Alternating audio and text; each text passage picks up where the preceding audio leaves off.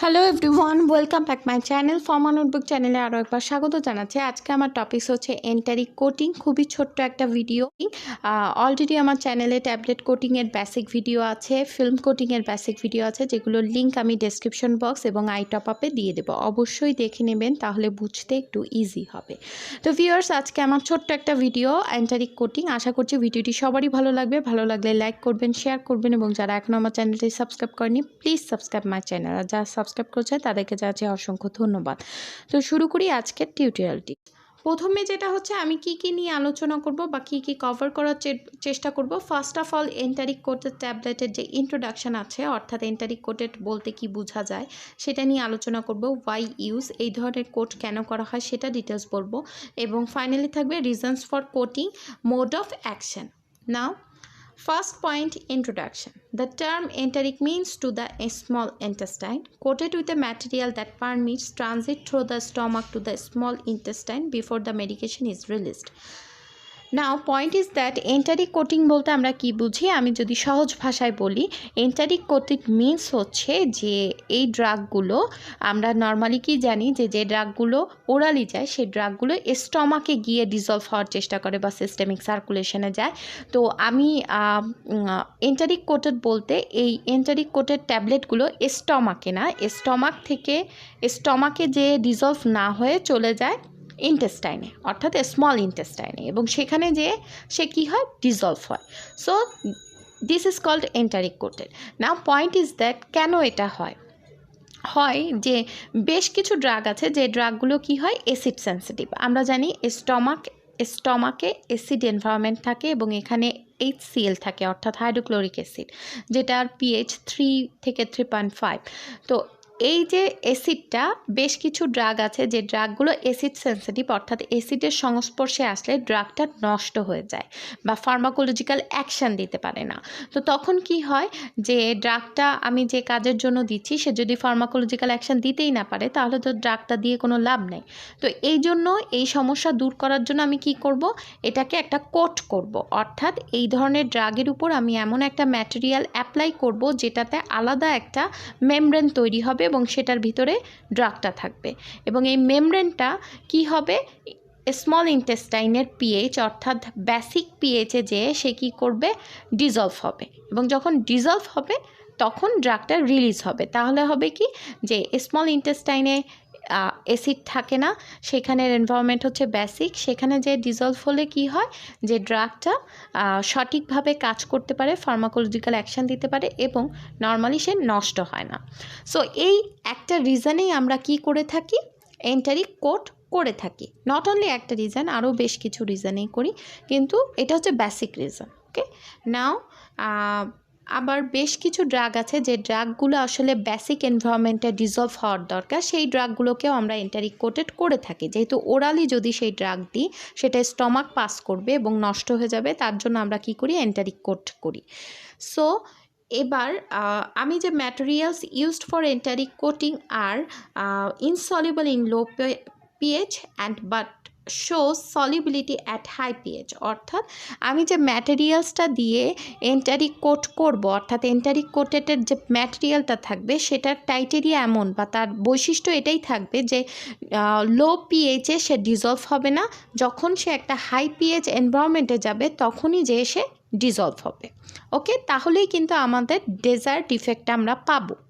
ঠিক আছে, কারণ স্টমাকে এটা মনে রাখলেই হবে যে স্টমাকে লো পিএইচ থাকে, আর যখন আমি ইন্টেস্টাইনে যাব তখন পিএইচটা একটু বেড়ে যায়।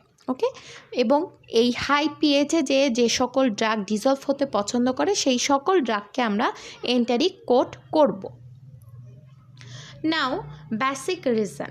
Enteric coating is a useful strategy for the oral delivery of drugs like insulin, which rapidly degrade in the stomach, as it prevents the drug being released in the acidic conditions of the stomach before reaching the intestine.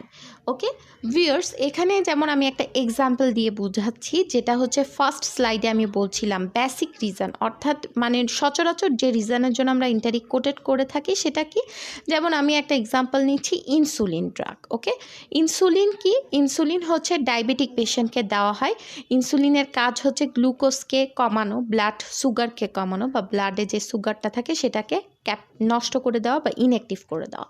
So এই ইনসুলিনটা হচ্ছে কি, ইনসুলিনটা একটু acid sensitive এবং এ কী হয়, acidic এনভায়রনমেন্টে যেয়ে নষ্ট হয়ে যায়, ওকে, বা অ্যাসিডিক এনভায়রনমেন্টে যেয়ে সে ইনঅ্যাক্টিভ হয়ে যায় বা কাজ করতে পারে না। তো এই যে ড্রাগগুলো আমি যদি মুখে এটাকে দিই পেশেন্টকে, সেক্ষেত্রে কি করতে হবে, তাকে অবশ্যই এন্টারিক কোটেড করতে হবে। এখন অনেক থাকে যে মুখে যে ড্রাগটা দিব, অর্থাৎ ওরালি যে ড্রাগটা যায়, সেই ড্রাগটা অবশ্যই স্টমাকে আসবে এবং সেখান থেকে সে অন্য জায়গায় ডিস্ট্রিবিউট হবে। তো স্টমাকে আমরা জানি অ্যাসিডিক এনভায়রনমেন্ট অর্থাৎ লো পিএইচ, আর ইনসুলিন অ্যাসিড সেন্সিটিভ অর্থাৎ অ্যাসিডের সংস্পর্শে আসলে নষ্ট হবে, তাই একে আমরা এন্টারিক কোটেড করব। এন্টারিক কোটেড করলে কি হবে, ড্রাগটা অ্যাসিডিক এনভায়রনমেন্টেও অক্ষত থাকবে এবং সেখান থেকে সে স্মল ইন্টেস্টাইনে আসবে এবং সেখানে যে সে ডিসলভ হবে। So this is the basic reason. Now okay, enteric capsule coated with HPMC, hydroxypropyl methyl cellulose phthalate, which could selectively release insulin from nanoparticles in the intestinal tract instead of the stomach. Viewers, এই পয়েন্টটা আমি এখানে যেটাকে আমি বলছি mode of action, okay, enteric কোটিংয়ের যে mode of action আছে এই পয়েন্টটা এখানে ক্লিয়ার হবে। যেমন আমি যদি এক্সাম্পল নিয়েছি ইনসুলিন ট্যাবলেট, আমি ধরে নিলাম এটা হচ্ছে ইনসুলিন ট্যাবলেট। তো ইনসুলিন ট্যাবলেটকে কি করেছে, আমি একটু কোট করেছি, এই যে গাঢ় নীল অংশ এটাকে বলা হচ্ছে কোটিং। এই মেমব্রেনটা হচ্ছে কি drug coated with delayed release membrane, অর্থাৎ এই যে মেমব্রেন, এই মেমব্রেনটা কিন্তু সহজে ডিজলভ হবে না, এটা তার সুইটেবল পিএইচে গিয়েই ডিজলভ হবে। তো ড্রাগটা কি হলো, ফার্স্টে পেশেন্ট ওরালি নিল, নেবার পর সে যখন স্টমাকে আসবে তখনও কিন্তু সে এরকম অক্ষত অবস্থায় থাকবে, যেহেতু স্টমাক হচ্ছে অ্যাসিডিক এনভায়রনমেন্ট, লো পিএইচ, এখানে কি হবে, এই মেমব্রেনটা কিছুতেই ডিজলভ হবে না। তো সেখান থেকে সে যখন স্মল ইন্টেস্টাইনে যাবে তখন জিনিসটা এমন হবে, exposure two correct pH environment dissolves coating, অর্থাৎ পিএইচ হচ্ছে স্মল ইন্টেস্টাইনে পিএইচটা হাই থাকে, যেহেতু এই মেমব্রেনটা হাই পিএইচে গিয়ে গলা শুরু করবে বা ডিজলভ হতে শুরু করবে। সো তখন কি হবে, যখন আমি বেসিক এনভায়রনমেন্ট অর্থাৎ স্মল ইন্টেস্টাইনে যাবে তখন এই মেমব্রেনটা আস্তে আস্তে ডিজলভ হতে থাকবে, জাস্ট লাইক দ্যাট, ওকে। যখন এরকম হবে এতে কি হবে, যে যখন আস্তে আস্তে ডিজলভ হবে তখন অল্প অল্প ড্রাগ রিলিজ হবে, যার জন্য আমরা বলছি ডিলেড রিলিজ মেমব্রেন। তো অনেক সময় কি হয় যে কিছু ড্রাগ আছে যে বারবার রিপিটেডভাবে হয়তো বা এই যে ডিলেটা হচ্ছে রিলিজের, এটার একটা টাইম ইন্টারভেল আছে। অনেক সময় এমন কিছু ড্রাগ আছে যে ড্রাগগুলোকে ফ্রিকোয়েন্টলি পেশেন্টকে দিতে হচ্ছে, হয়তো বা তাকে দিনে 4 বার নিতে হচ্ছে। তো আমি যদি এন্টারিক কোট করতে পারি সেক্ষেত্রে কি হবে, যে আমি ওই ডিলেড টাইম ইন্টারভেলটা যদি 3-4 ঘন্টা অন্তর অন্তর সে ড্রাগ রিলিজ করবে এবং ফার্মাকোলজিক্যাল অ্যাকশান দেবে, তাহলে কি হবে, একটা পেশেন্টকে বারবার ড্রাগটা নিতে হবে না। তো এর জন্য কি করা হয়, এটাকে ডিলেড মেমব্রেনও, এই ধরনের ড্রাগকে আমরা ডিলেড মেমব্রেন দিয়ে কোটিং করে থাকি। এই সকল ড্রাগও এন্টারিক কোটিংয়ের আন্ডারে পড়ে।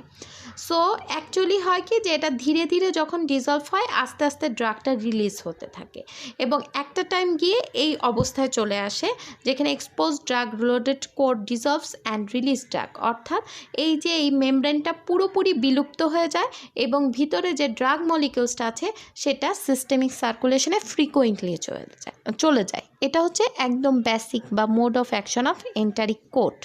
নাও রিজনস ফর কোটিং। ফার্স্ট রিজনটা আমাদের কাছে জানা, যেটা আমি ব্যাখ্যা করে আসলাম, সেটা হলো to protect the acid level drug substance from the acidic pH of gastric acid, অর্থাৎ যে সকল ড্রাগ হচ্ছে অ্যাসিড সেন্সিটিভ বা অ্যাসিডের সংস্পর্শে আসলে নষ্ট হয়ে যায়, সে সকল ড্রাগকে আমি কি করব, গ্যাস্ট্রিক অ্যাসিড থেকে দূরে রাখার জন্য এই কোটটা করব।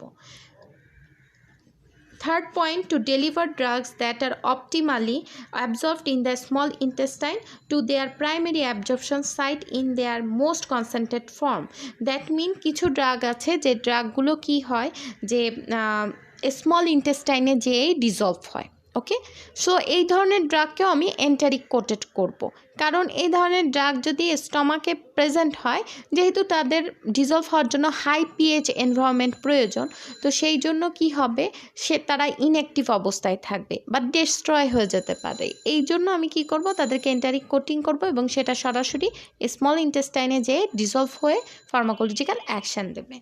নাও to provide a delayed release component to repeat action tablet, যে পয়েন্টটা আমি প্রিভিয়াস স্লাইডে বলছিলাম যে অনেক সময় একটা পেশেন্টকে রিপিটেডলি ড্রাগ নিতে হয়, অর্থাৎ দিনে 4 বার 6 বার এরকম করে ড্রাগ নিতে হচ্ছে বা ট্যাবলেট নিতে হচ্ছে, হয়তো বা একটা ট্যাবলেট 4 বার খেতে হচ্ছে। তো এই যে একটা ট্যাবলেট তাকে 4 বার খেতে হচ্ছে বা 6 বার খেতে হচ্ছে, তো আমি যদি এটাকে এন্টারিক কোটেড করে দিই, অর্থাৎ এই ড্রাগ রিলিজের ইন্টারভেলটা কি হবে, আমি যেটা প্রিভিয়াস স্লাইডে ভেঙে বুঝিয়েছি যে আস্তে আস্তে রিলিজ হবে, এবং সেই ইন্টারভেলটা যদি এমন হয় যে 4 ঘন্টা অন্তর অন্তর সে ড্রাগ রিলিজ করছে, তাহলে কি হবে, সেই ড্রাগ পেশেন্টকে বারবার একটা ড্রাগ নিতে হবে না, অর্থাৎ 3 ঘন্টা অন্তর অন্তর বা 4 ঘন্টা অন্তর অন্তর একটা করে ট্যাবলেট খেতে হবে না, জাস্ট একটা এন্টারিক কোটেড ট্যাবলেট খেলেই তার সারাদিন চলে যাচ্ছে। সো এই রিজনে আমরা কি করে থাকি, কোটিং করে থাকি। ফাইনালি হচ্ছে to prevent gastric distress ulceration due to irritation caused by certain drugs. এই পয়েন্টটা আমি এখানে, যেমন হচ্ছে aspirin produce needle shaped salicylic crystal causes irritation in gastric mucosa. Viewers, বেশ কিছু ড্রাগ আছে তারা কি করে যে স্টমাকে গিয়ে গ্যাস্ট্রিক ইরিটেশন তৈরি করে, অর্থাৎ গ্যাস্ট্রিক ইরিটেশন বলতে স্টমাকের ওয়ালের সাথে ইরিটেশন তৈরি করা, অনেক সময় আলসারের মতন তৈরি হয়ে যায়, মানে বিভিন্ন ধরনের সাইড ইফেক্ট। ড্রাগটা যেহেতু অ্যাসিডিক এনভায়রনমেন্টে হয়তো বা স্যুট করতে পারে না, তো এই ধরনের ড্রাগগুলো সমস্যা করে, তো তাদেরকে আমরা কি করি, এন্টারিক কোট করি, তাহলে এই সমস্যাটা আর হয় না। তারপর হচ্ছে omeprazole proton pump inhibitor that rapid degradation in acidic pH, অর্থাৎ অমিপ্রাজল হচ্ছে প্রোটন পাম্প ইনহিবিটর। এই প্রোটন পাম্প ইনহিবিটর ওমিপ্রাজল কি হয়, অ্যাসিডিক পিএইচে যখন সে যায় তখন সে ডিগ্রেড হয়ে যায় বা ইনঅ্যাক্টিভ হয়ে যায় বা নষ্ট হয়ে যায়। তো এই ডিগ্রেড হয়ে যাওয়ার জন্য আমরা কি করি, বা দেখা যাচ্ছে যে সে ফার্মাকোলজিক্যাল অ্যাকশন যেখানে 100% দেওয়ার কথা, সেখানে অ্যাসিডের সংস্পর্শে আসলে ফার্মাকোলজিক্যাল অ্যাকশানটা কমে 50% হয়ে যাচ্ছে বা 30% হয়ে যাচ্ছে। এই যে ডিগ্রেডেশনটা, বাকি যে 70% ডিগ্রেড হয়ে গেল, এই সমস্যাটা দূর করার জন্য আমরা কি করব, এন্টারিক কোট করব। এন্টারিক কোট করলে ওমিপ্রাজলটা 100% ফার্মাকোলজিক্যাল অ্যাকশান দিতে পারবে। নাও এরিথ্রোমাইসিন কি, ইনঅ্যাক্টিভেশন ইন অ্যাসিডিক পিএইচ, নামটা থেকে বোঝা যাচ্ছে this is one kind of antibiotic, এবং বেশ কিছু অ্যান্টিবায়োটিক আছে তারা অ্যাসিডিক এনভায়রনমেন্টে এসে ইনঅ্যাক্টিভ হয়ে যায়। আর আমরা জানি অ্যান্টিবায়োটিক ওরালি দেওয়া হয় বা ওরাল রুটে এটা স্যুট করে, তো ওরাল রুট দিলে সেটা স্টমাক পাস করবে, এবং সেখানে যদি সে ইনঅ্যাক্টিভ হয়ে যায় তাহলে তো তার ফার্মাকোলজিক্যাল অ্যাকশন পাওয়া যাবে না। সো এই ধরনের ড্রাগ আমরা এন্টারিক কোটেড করব। নাও ওমেগা-3 ফ্যাটি অ্যাসিড, এটা আবার কি হচ্ছে, ডেস্ট্রয় ইন অ্যাসিডিক পিএইচ, অর্থাৎ এটা হচ্ছে ফ্যাটি অ্যাসিড, আমরা জানি এটা হচ্ছে ভালো ফ্যাটি অ্যাসিড। তো এটা কি করছে, যে যখন এটা যেহেতু অয়েল রিলেটেড একটা ড্রাগ, এই ড্রাগটা কি হচ্ছে, অ্যাসিডিক এনভায়রনমেন্টে যাবার সাথে সাথে ড্রাগটা নষ্ট হয়ে যাবে। তো এই ধরনের সমস্যা দূর করার জন্য আমরা এন্টারিক কোটেড করে থাকি। তো this are the reasons for enteric coating. Now point is that which material are used, like for example polyvinyl acetate phthalate, cellulose acetate phthalate, HPMC phthalate, অর্থাৎ এই ধরনের ম্যাটেরিয়ালগুলো ইউজ হয় as a polymer of enteric coating. Okay, enteric কোটিংয়ের যে পলিমারটা সেটা এই ধরনের ম্যাটেরিয়াল দিয়ে কি করা হয়, তৈরি করা হয়ে থাকে। Ideal properties of coating material. First of all, resistance to gastric fluids, অর্থাৎ আমি যে কোটিং ম্যাটেরিয়ালটা চুজ করব এন্টারিক কোটেটের জন্য, তার কি আইডিয়াল প্রপার্টি হবে, সেটা হচ্ছে গ্যাস্ট্রিক ফ্লুইডে তাকে রেজিস্ট্যান্ট থাকতে হবে, অর্থাৎ গ্যাস্ট্রিক ফ্লুইডে সে ডিস্ট্রয় হবে না। Now ready susceptibility for or permeability to intestinal fluids, অর্থাৎ সাথে সাথে পারমিয়াবিলিটি পাবে এমন ধরনের, মানে যেটা ইন্টেস্টিনাল ফ্লুইড যেটাকে বলে, অর্থাৎ স্মল ইন্টেস্টাইনে যে ফ্লুইডটা থাকে সেই ফ্লুইডে সে রেডিলি ডিজলভ হবে, এই টাইপের ম্যাটেরিয়াল আমি ইউজ করব। হাই কম্প্যাটিবিলিটি বলতে সব কিছুর সাথে ম্যাচ হয়ে যাওয়া, নতুন করে কোনো সমস্যা ক্রিয়েট না করা, অর্থাৎ আমি এমন একটা ম্যাটেরিয়াল চুজ করব যেহেতু এটা একটা আলাদা ধরনের ম্যাটেরিয়াল, সে যেন ড্রাগ মলিকিউলের সাথে কোনো ইন্টারাকশান করতে না পারে, এই ধরনের, অর্থাৎ যারা ইজিলি ম্যাচ করতে পারে এই টাইপের ম্যাটেরিয়াল আমি চুজ করব। Now capacity to form continuous film, অর্থাৎ একটা ফিল্মের মতন আবরণ তৈরি করতে পারে বা একটা প্রলেপ তৈরি করতে পারে, যেটা হচ্ছে ফিল্ম বলতে কি বোঝায়, যে একটু আঠালো, ওকে, একটু মোটা মেমব্রেন টাইপের এই ধরনের, একটু কন্টিনিউয়াস বলতে পুরোটা, অর্থাৎ ট্যাবলেটটাকে যেন পুরোটাই সে কোট করতে পারে, এমন না হয় যে খানিক অংশ হলো খানিক অংশ হলো না, এই ধরনের ম্যাটেরিয়াল দিয়ে আমি কোট করব। Non toxic, easy of application, অর্থাৎ এটা যেন নন টক্সিক হয়, অবশ্যই অ্যাপ্লিকেবল হয়, অর্থাৎ এটার যেন অন্য কোনো সমস্যা না হয়, দেখা যাচ্ছে যে এটা অ্যাপ্লাই করলে টক্সিসিটি তৈরি করছে বা অ্যাপ্লিকেশনের সমস্যা হচ্ছে, অর্থাৎ ইজিলি অ্যাপ্লাই করা যাচ্ছে না, এই ধরনের সমস্যা দূর করার জন্য আমরা কি করব, এন্টারিক মানে এমন টাইপের ম্যাটেরিয়াল নিব যেটা ড্রাগের সাথে ইন্টারাকশন করবে না, টক্সিসিটি তৈরি করবে না, ড্রাগের উপর খুব ইজিলি অ্যাপ্লাই করা যাবে, এই ধরনের ম্যাটেরিয়াল চুজ করব ফর এন্টারিক কোট। আর লাস্টলি হচ্ছে স্টেবল হতে হবে, এবং আরেকটা হলো অবশ্যই লো কস্ট হতে হবে। তো ভিউয়ার্স, আজকে আমার কাছে এতটুকুই, ছোট্ট একটা ভিডিও। আশা করছি ভিডিওটি সবার কাছে খুব ভালো লাগবে। যদি ভালো লাগে একটা লাইক করবেন, শেয়ার করবেন, এবং যারা এখন আমার চ্যানেলটি সাবস্ক্রাইব করেনি, please please please subscribe my channel. Thanks for watching.